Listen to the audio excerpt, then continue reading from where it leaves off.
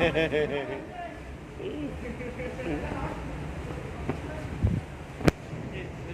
nga. Ngayon ay drill nga namin. December 29, 2022. 2 days na lang, mag-New Year na. Tapos ay Pasko. Pauwi kami ng January 14 sa Cartagena, Colombia. Yan. Ito ang popa ng barko. Yan. Ayun mga lubid. Yan tawag na windlass. Kasi si teammate. Yan.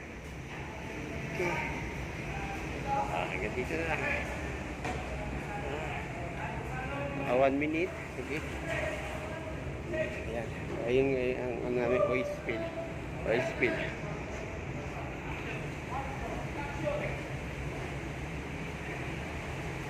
Ayan.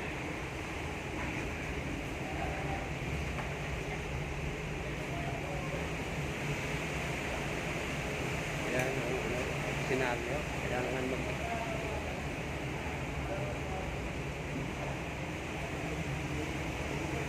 kunyari may oil spill.